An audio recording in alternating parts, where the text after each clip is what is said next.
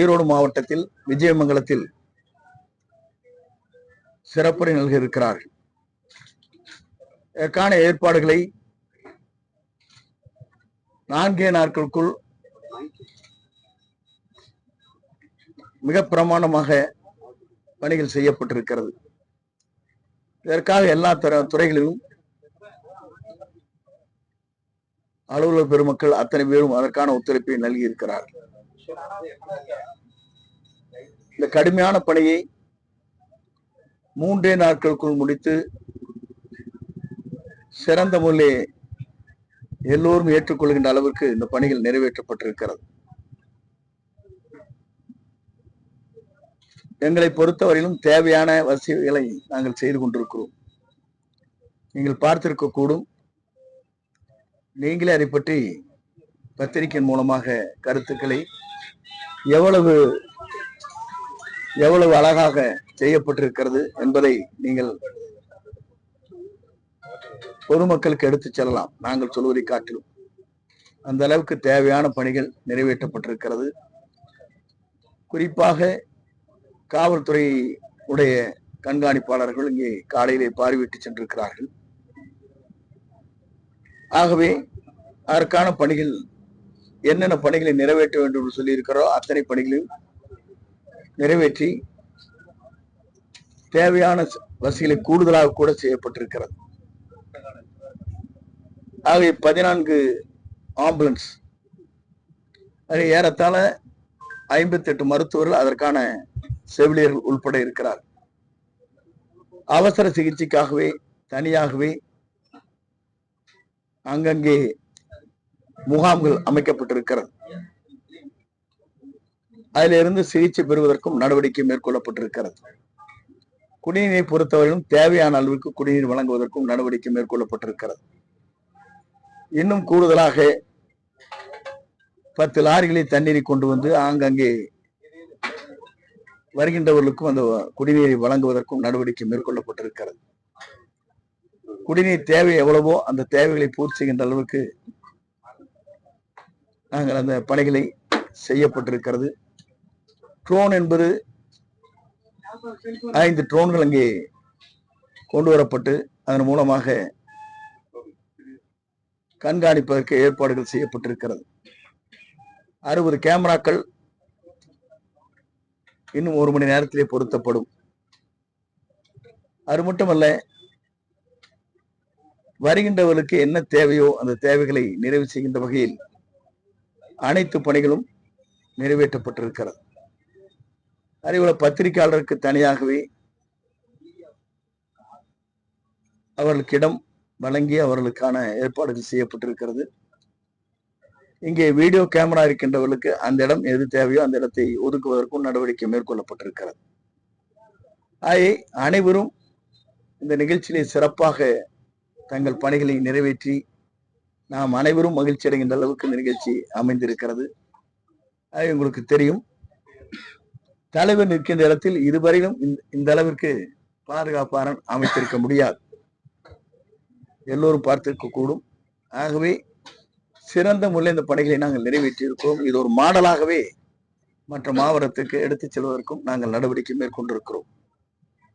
ஆகவே அனைத்து பணிகளும் நிறைவேற்றியதற்கு பிறகு மக்களை பொறுத்தவரையிலும் ஒரு சந்தேகம் இருக்கிறது.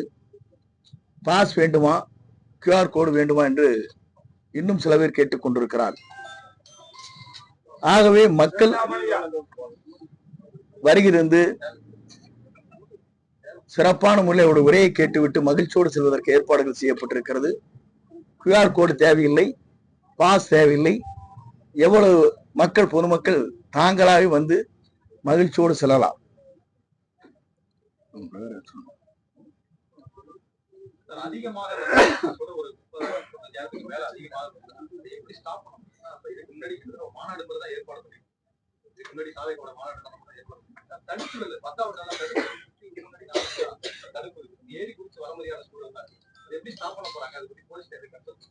போலீசாருக்கான காவல்துறை நடவடிக்கை மேற்கொள்ள இருக்கிறார்.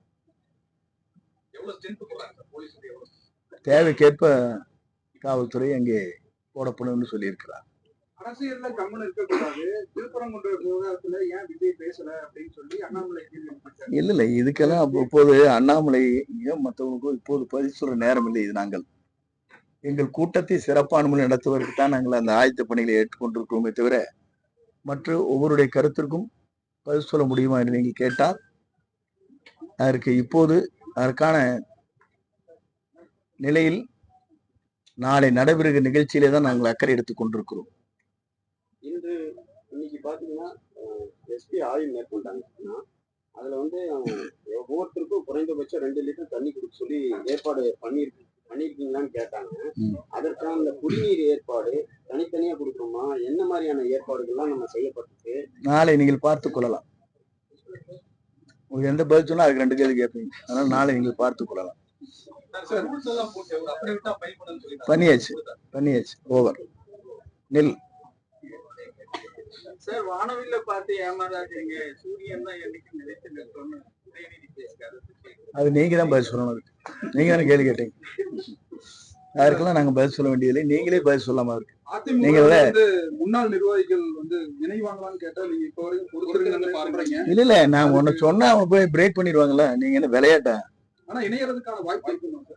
நாளை கூட்டத்துல ஏதாவது இணையறதுக்கான வாய்ப்பு இருக்கா? பொதுவா நீங்கள் பொறுத்திருங்கள் தான் நான் சொன்னேன். அப்ப தெரிஞ்சுக்குவீன்னு நினைக்கிறேன். எப்படி நாங்க செய்வோம்? அவங்க முறை ஒன்று இருக்குல்ல அவங்களுக்கெல்லாம்.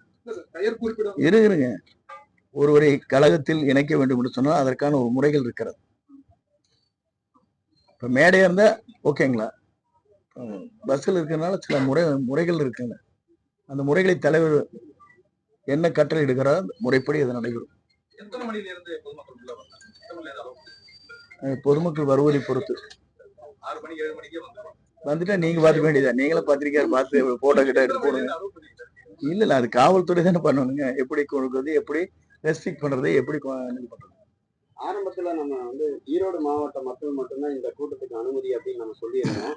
இப்ப ஏதாவது மாற்றம் இருக்கா? இல்ல ஈரோடு மாவட்டம் எனக்கு இந்த மாதிரி ஒரு கொஸ்டினை குறுக்கோசன் போடாதீங்க. நாங்க வந்து என்னன்னா நேற்றே தெளிவாக சொல்லிவிட்டேன். காவல்துறையினே வேண்டுகோள், வேறு மாவட்டத்தில் இருந்தால் கூடுதலான கூட்டங்கள் வருகிற போது அதற்கான பாதுகாப்பு அளிப்பது கடினமாக இருக்கும் என்ற வேண்டுகோள் வைத்திருக்கிறார். அவ்வளவுதானே தவிர நீங்க வருவாங்களா வரமாட்டான்னு எங்கிட்ட கேள்வி வேண்டாம். இப்போ நேஷனல் ஹைவேஸ் பெங்களூர்ல இருந்து ஆரம்பிச்சு கொச்சின் வரைக்கும் இது போகலாம்.